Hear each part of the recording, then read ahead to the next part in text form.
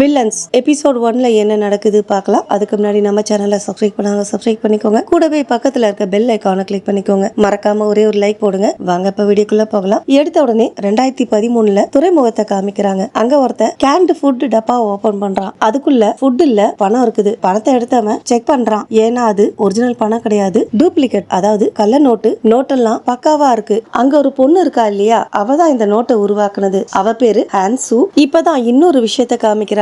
அங்க ஒரு கேன் டப்பா மட்டும் கிடையாது, ஒரு சின்ன ட்ரக் நிறைய இந்த மாதிரி ஏகப்பட்ட டப்பாக்கள் இருக்கு. அது முழுக்க கள்ள நோட்டு தான் இருக்கு. இவங்க கொரியால கள்ள நோட்டு அடிச்சு கப்பல் வழியா சைனாக்கு கடத்துறாங்க. டப்பாக்குள்ள இருக்கிறது எல்லாமே சைனீஸ் கரன்சிஸ். நோட்டு கரெக்டா இருக்கிறதுனால ஹான்சுக்கு பணத்தை கொடுத்துட்டு வேன்ல இருக்க பாக்ஸஸ் எடுத்துக்கிறாங்க. பணத்தை வாங்கிட்டு அவளும் கிளம்பிடுறா. அடுத்ததா வாங்கின பணத்தை மாத்துறா. அங்க இருக்க லேடி பணத்தை எண்ணிக்கிட்டு ஹான்சு கிட்ட பேச்சு கொடுக்கறா. ஹான்சுக்கு பின்னாடி 2 பேர் சீட்டு விளையாடிட்டு இருக்காங்க. அப்போ அந்த லேடி ஹான்சு கிட்ட ஒரு கண்ணாடி கொடுத்து, உன் கண்ணுல மஸ்காரா அழிஞ்சிருச்சு, அதை சரி பண்ணுன்னு சொல்லிட்டு அவளுக்கு பின்னாடி இருக்க 2 பேரை கண்ணாடி வழியா காமிக்கிறா. ஹான்சு பார்த்த உடனே அது போலீஸ்காரங்கன்னு புரிஞ்சிருது. உடனே அங்கிருந்து எஸ்கேப் ஆகி ஓடுறா. கீழே போனாக்க போலீஸ் கார் வந்துடுது. வாசல்ல ஒரு ஃபாரினர் நின்னுட்டு இருக்கான். வேகமா ஓடி வந்த ஹான்சு தெரியாம அவன் மேல மோதிட்டு ஓடிடுறா. போலீஸ்காரங்க துரத்த ஹான்சு மார்க்கெட்டுக்குள்ள இருக்க சந்து பொந்தெல்லாம் புகுந்து ஓடுறா. ஒரு கட்டத்துல ஹான்சு ஒரு ஃபாரினர் மேல மோதனா இல்லையா, அவன் உதவி பண்றான். அந்த ஏரியா முழுக்க போலீஸ் சுத்தி வளைச்சிருது. அதனால ஃபாரினரும் ஹான்சுவும் ஒரு கட்டத்துல போலீஸ் கண்ணுல மாட்டிக்கிறாங்க.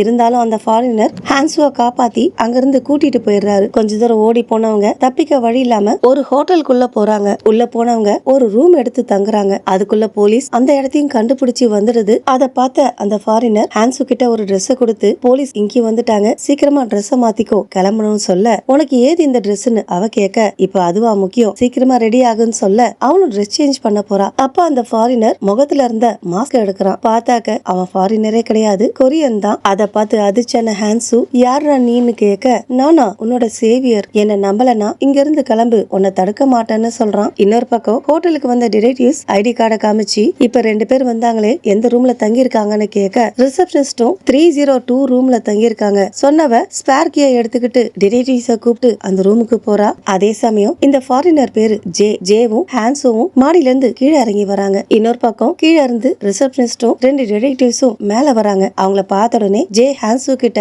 என்ன லவ் பண்ற மாதிரி நார்மலா நடின்னு சொல்லிட்டு கிஸ் பண்ற மாதிரி போக, அதை பார்த்து அந்த 3 பேரும் இவங்களை ஒதுக்கி விட்டுட்டு மேல போயிடுறாங்க. அப்புறம் என்ன, 2 பேரும் அங்க இருந்து எஸ்கேப் ஆயிடுறாங்க. அடுத்ததா வண்டி கிட்ட போன ஹான்சு ஜேவை பார்த்து யார் நீன்னு கேட்க, அதுக்கு முன்னாடி நீ எனக்கு தேங்க்ஸ் சொல்லணும், ஓடுனதுனால ரொம்ப பசிக்குது, பக்கத்துல நல்ல ஹேங் ஓவர் சூப் கடை இருக்குதான்னு கேக்குறான். என்ன விளையாடுறியான்னு அவ கேட்க, உன்னை இவ்வளவு தூரம் காப்பாத்திருக்க, சாப்பாடு கூட வாங்கி தர மாட்டியான்னு அவன் கேட்க, வேற வழி இல்லாம ஹான்சு அவனை வண்டியில கூட்டிட்டு போறா. வண்டியில போறப்போ முதல்ல நீ யாருன்னு சொல்லுன்னு அவ கேட்க, அதுக்கு முன்னாடி போலீஸ் எதுக்காக உன்னை துரத்துது, அந்த காரணத்தை சொல்லுன்னு இவன் கேட்க, ஹான்சு பதில் சொல்லல. வாழ்க்கையில இப்படிதான் எதிர்பார்க்காத நிறைய விஷயங்கள் நடக்கும். சரி, இதுக்கு முன்னாடி நாம மீட் பண்ணிருக்கோமான்னு கேக்குறான். அதுக்கு இவ பதில் சொல்லல. அடுத்ததா 2 பேரும் போயிட்டு சாப்பிடுறாங்க. சாப்பிட்டு முடிச்சதுக்கு அப்புறம் ஜே, நான் இன்னைக்கு பண்ண உதவிக்கு நீ இன்னும் கடன் பட்டிருக்கன்னு சொல்றான். ஆனா ஹான்சு அதை பெருசா எடுத்துக்கல. அப்ப ஜே ஹான்சுவோட பயோடேட்டாவை சொல்றான். உன் பேர் ஹான்சு, இந்த வருஷம் இந்த மாசம் இந்த ஊர்ல பிறந்த, உன் அப்பாக்கு உடம்பு சரியில்லாம போனதுனால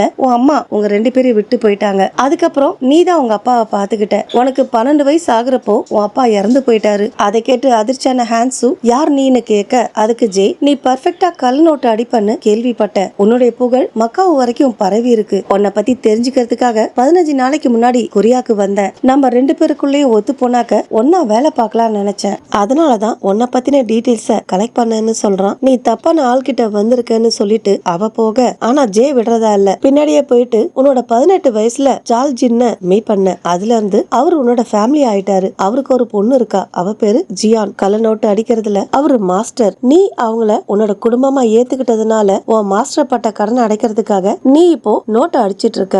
எனக்கு பக்காவான ஒரு ப்ரொஃபஷனல் கிடைச்சதுக்காக அவருக்கு தான் தேங்க்ஸ் சொல்லணும்னு சொல்றான். உடனே இவ அவன் ஷர்ட் காலரை பிடிச்சு, உனக்கு என்னதான் வேணும்னு கேட்க, பெருசோ சிறுசோ உனக்கு ரத்த சம்பந்தம் இல்லாதவங்களுக்காக இந்த மோசமான உலகத்துக்குள்ள வந்துட்ட, அதனால பெருசா பண்ணிட்டு இதை விட்டு போயிடு. இங்க பாரு, எவ்வளவு பெரிய பிளானா இருக்கட்டும், பண்ண முடியலன்னா விட்டுட்டு போலாம், ஆனா ப்ரொபோசலே கேட்க மாட்டேன்னு சொல்றது அநியாயம். ஒரு நிமிஷம் நான் சொல்றத கேளுன்னு சொல்ல அவ அமைதியா இருக்க, எனக்கு $100 நோட்டு வேணும், அதுவும் 30 மில்லியன் வேணும். நான் அதை உண்மையான நோட்டா மாத்துறேன். அதுக்கப்புறம் ஆளுக்கு பாதி பாதியா பிரிச்சுக்கலாம். நீயும் உன் மாஸ்டர் கடன் அடைச்சிட்டு சந்தோஷம் சந்தோஷமா நிம்மதியா வாழலாம், என்ன சொல்றன்னு கேக்குறான். நைட்டு வீட்டை காமிக்க ஜியான் சமைச்சிட்டு இருக்கா. இன்னொரு பக்கம் அப்பாவும் ஹான்ஸுவும் இந்த மேட்டரை பத்தி பேசிட்டு இருக்காங்க. அப்பா நீ வேற ஊரு பணத்தை ரெடி பண்ணி கொடுத்துட்டு இருக்க, அதுவே எனக்கு ரொம்ப பயமா இருக்கு. இப்போ US$, அதுவும் 30 மில்லியன் அடிக்கணும்னு சொல்ற, நம்மளால முடியாது. அது இல்லாம அவன் யாருன்னே தெரியாது, அவன் ஆஃபரை எப்படி ஏத்துக்க முடியும்னு கேக்குறாரு. அதுக்கு இவ, அப்பா நான் சொல்றத கேளுங்க, இந்த வேலைய கடைசியா பண்ணிட்டு எல்லாத்தையும் தலை முழுகிட்டு இதுல வர வருமானத்துல உங்க கடன், உங்க ஆபரேஷன் எல்லாத்தையும் கவர் பண்ணிடலான்னு அப்பாவை சமாதானப்படுத்த பாக்குறா. அடுத்ததா 3 பேரும் சாப்பிடுறாங்க. ஜியான் ஒரு ஹேக்கர், ஆனா ஹான்சு அவளை ஹேக்கிங் வேலை பண்ண வேண்டான்னு சொல்றா. மறுநாள் காலையில ஹான்சு ஜாகிங் போய்கிட்டு இருக்க அவளுக்கு தெரிஞ்ச ஒரு பையன் ஓடி வந்து அவகிட்ட ஒரு லெட்டர் கொடுக்கறான். இவன் பேரு பிக்சர். ஜே தான் அந்த லெட்டர் அனுப்பியிருக்கான். மிச்ச பிளான கேட்க விரும்புறியா? ஓகேனா 2 மணிக்கு மீட் பண்ணலாம்னு எழுதியிருக்கான். லெட்டரை பார்த்த ஹான்சு உடனே அப்பாவை சமாதானப்படுத்த போறா. ஆனா அவரு இந்த டீலுக்கு ஒத்துக்க மாட்டேங்கிறாரு. அப்போ ஜேவும் அவனோட ரைட் ஹேண்டும் அங்க வராங்க. ஜே கையில ஒரு பெட்டி இருக்கு. அத அப்பா கிட்ட காமிக்க அதை பார்த்து அவரு என்ன இதுன்னு கேட்க பணம்னு சொல்றான். நான் தான் டீலுக்கே ஒத்துக்கலையே, அப்புறம் எதுக்கு இதுன்னு அவரு கேட்க, $30 மில்லியன் அடிக்க பிரிண்ட் எடுக்க உங்களுக்கு ஏகப்பட்ட செலவாகும், அதனாலதான் கொண்டு வந்தேன்னு சொல்லிட்டு பெட்டியை திறந்து காமிக்கிறான். அப்பாவும் டீலுக்கு ஒத்துக்கிறாரு. அடுத்ததா ஜேவை இவங்க பணம் அடிக்கிற இடத்துக்கு கூட்டிட்டு போறாங்க. அங்க போனதுக்கு அப்புறம் ஜே அவனோட பேலன்ஸ் பிளான பத்தி சொல்றான். இவங்க பணத்தை ரெடி பண்ணதுக்கு அப்புறம் அந்த பணத்தை ஃபாரினர்ஸ் வந்து போகிற கேசினோல மாத்த போறதா சொல்றான். ஏன்னா அங்கதான் ஒரு நாளைக்கு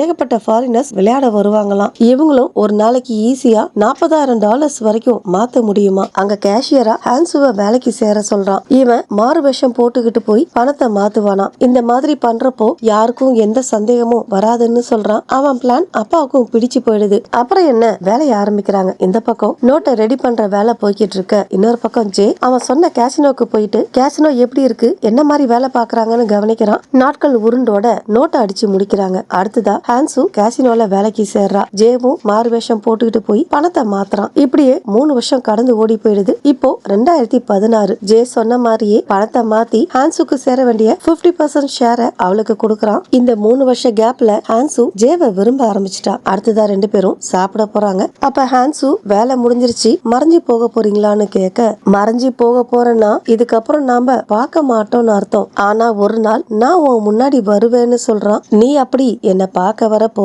நானும் உன்ன மாதிரியே பெரிய மாஸ்டர் மைண்டா இருப்பேன்னு இவ சொல்ல, உன் அப்பாக்கு நல்லபடியா ஆபரேஷன் முடிஞ்சதுக்கு அப்புறம் உன்கிட்ட ஏகப்பட்ட பணம் இருக்கும், அதுக்கப்புறமும் இந்த உலகத்துல இருக்க போறியான்னு கேக்குறான். ஆசைக்கு அளவு இல்லன்னு அவ சொல்ல, உன்னாலலாம் மாஸ்டர் மைண்ட் ஆக முடியாதுன்னு ஜே சொல்ல, ஏன் உன்னால உன்னோட எமோஷன்ஸ கண்ட்ரோல் பண்ண முடியல, அப்புறம் எப்படி மத்தவங்களை கண்ட்ரோல் பண்ணுவ?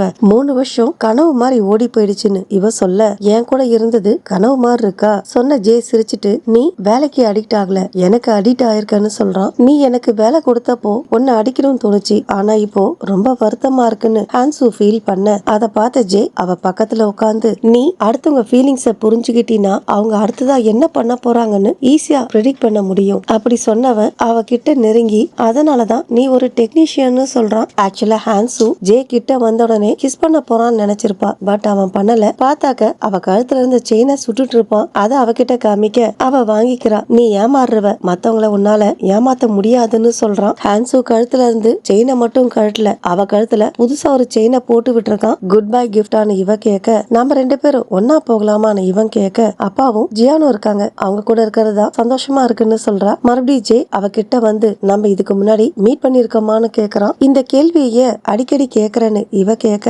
ஏற்கனவே உன்னை எங்கேயோ பார்த்த மாதிரி தோணுது, மத்தவங்களை ஏமாத்துறவங்களோட வாழ்க்கை பொய்யாதான் இருக்கும், ஏமாத்துறாங்க பாரு அது மட்டும்தான் உண்மை, இந்த மாதிரி ஏமாத்துறவங்க உண்மையா வாழற மாதிரி ஒரு போலி வாழ்க்கை தான் வாழ்வாங்க, அதனால என்ன நம்பாதான்னு சொல்லிட்டு போயிடுறான். அடுத்ததா ஹான்சு வீட்டுக்கு போய்கிட்டு இருக்க, அப்போ அப்பா போன் பண்ணி நம்ம பணம் கொடுக்கலனா போலீஸ் நம்மள சும்மா விட மாட்டேன்னு சொன்னதா சொல்றாங்க. அதுக்கு இவ, அந்த மாதிரி போலீஸ் சொல்ல மாட்டாங்க, நீங்க அதை நம்பாதீங்க, நான் வீட்டுக்கு பக்கத்துல வந்துட்டேன், பணத்தை அனுப்பாதீங்க, நான் வந்துடுறேன்னு சொல்லிட்டு வேகமா போறா. அப்போ அப்பா பக்கத்துல யாரோ வராங்க, யார் வந்தாங்கன்னு தெரியல, அவரை பார்த்து பயப்படுறாரு. இன்னொரு பக்கம் ஒரு டிடெக்டிவ் இவங்க பண்ண வேலையை கண்டுபிடிச்சிட்டாரு. அவரு ஸ்டேஷனுக்கு போன் பண்ணி, அவ $30 மில்லியன் ஃபேக் டாலர்ஸ் அடிச்சிருக்கா, அத கேசினோல மாத்திருக்கா, சீக்கிரமா கிளம்பி வாங்கன்னு சொல்ல, அந்த பக்கம் என்ன சொன்னாங்கன்னு தெரியல. டேய், இந்த மாதிரி பேசி டைம் வேஸ்ட் பண்ணாம சீக்கிரமா வந்தீங்கன்னா அவங்கள அரெஸ்ட் பண்ணலாம்னு சொல்றாரு. பட் ஸ்டேஷன்ல இருக்க யாரும் வர மாட்டேங்கிறாங்க.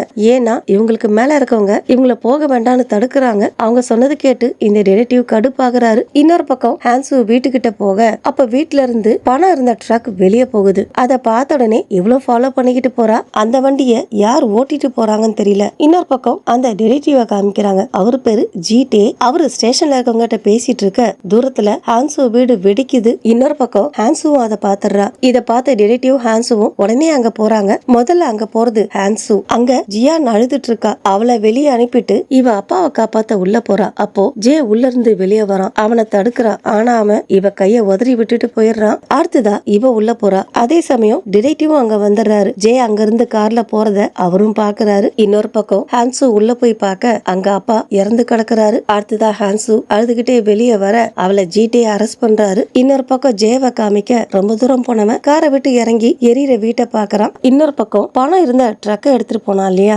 அவனை காமிக்கிறாங்க. அதை எடுத்துட்டு போனது வேற யாரும் கிடையாது, அந்த ஊர் போலீஸ் ஸ்டேஷனை சேர்ந்த நார்கோட்டிக்ஸ் டீமோட சீஃப். மறுநாள் ஸ்டேஷனுக்கு போன சீஃப் யாருக்கோ போன் பண்ணி பேசுறாரு. அந்த பக்கம் பேசுறவங்க எப்படி கண்டுபிடிச்சேன்னு கேக்குறாங்க. அதுக்கு இவரு சார்லஸ் சொன்னான். சார்லஸ் எனக்கு 8 கொடுத்தான், நீ எனக்கு 16 கொடு, அப்ப உன்னை விட்டுறேன்னு சொல்றாரு. ஆனா என்ன அந்த 8 16ன்னு தெரியல. இன்னொரு பக்கம் கீட்டே ஹான்சுவை விசாரிச்சுட்டு இருக்காரு. ஜீட்டே பினான்சியல் கிரைம் யூனிட்டோட சீஃப். அப்போ ஜீட்டே சொல்றாரு, 1 வருஷமா 30 மில்லியன் US$ அடிச்சு 2 வருஷம் காசினோல நீ வேலை பார்த்து அதை மாத்தி இருக்க. ஒரே நாள்ல அவ்வளவு பணமும் காணாம போயிடுச்சு. அந்த 30 மில்லியனை யாரு எடுத்துட்டு போனாங்கன்னு கேக்குறாரு. நீங்க மட்டும் என்ன பிடிக்கலன்னா அவன் கழுத்தை பிடிச்சிருப்பான்னு இவ சொல்ல, கேஸ் மாஸ்க போட்டு போனானே அவனையா சொல்றேன்னு இவரு கேட்க, ஆமா எந்த ட்ரேஸும் இருக்க கூடாதுன்றதுக்காக தான் எங்க இடத்த அடிச்சிட்டு பணத்தை எல்லாத்தையும் எடுத்துட்டு போயிட்டான்னு ஜேவை திட்டுறாங்க. பணத்தை எடுத்துட்டு போனது மட்டும் இல்லாம என் மாஸ்டரையும் கொன்னுட்டான்னு சொல்லிட்டு அழறா. அவன் யாரு, எங்க இருக்கான்னு சொல்லு, உனக்காக அவனை நான் பிடிக்கிறேன்னு இவரு சொல்ல, அவன் சின்ன வயசுலதான் இங்க இருந்திருக்கான், அதுக்கப்புறம் அப்ராட்ல இருந்தானா, அவனோட நிக் நேம் ஜே, அது மட்டும் தான் எனக்கு தெரியும்னு சொல்ல, ஜேவா, ஜே நான் சொன்னேன், கடந்த 5 வருஷமா FBI, இன்டர்போல், சைனீஸ் போலீஸ் தேடிட்டு இருக்காங்களே அந்த ஜேவை பத்தியா சொல்றேன்னு கேக்குறாரு. அவன் இவ்வளவு பாப்புலரான ஆளுன்னு எனக்கு தெரியாதுன்னு இவ சொல்ல, அவன் பக்கத்துல இருந்தும் அவனை பிடிக்காம கோட்டை விட்டுட்டேன்னு ஜீட்டே ஃபீல் பண்றாரு. அப்படியே கட் பண்ணி 5 வருஷம் கழிச்சு காமிக்கிறாங்க. இப்போ 2021 ஒருத்தன் யாருக்கோ பயந்து ஓடுறான். போறவங்க மேல இடிச்சு போற வண்டியில மோதி விழுந்து வாரி ஓடுறான். பட் யாருக்குன்னு தெரியல. ரொம்ப தூரம் ஓடி போனவன் ஒரு இடத்துல நின்னு ரெஸ்ட் எடுக்கிறான். அப்ப யாரோ அவனை சுட ஸ்பாட்லயே இறந்து போயிடுறான். சுட்டது வேற யாரு, ஜே தான். சுட்டது மட்டும் இல்ல, இறந்து போன வாயில $100 நோட்டை வச்சுட்டு போறான். இதோட தான் இந்த எபிசோட் முடியுது. ஓகே ஃப்ரெண்ட்ஸ், இந்த வீடியோ உங்களுக்கு பிடிச்சிருந்தா நம்ம சேனலை லைக் பண்ணுங்க, ஷேர் பண்ணுங்க. தேங்க்ஸ் ஃபார் வாட்சிங்.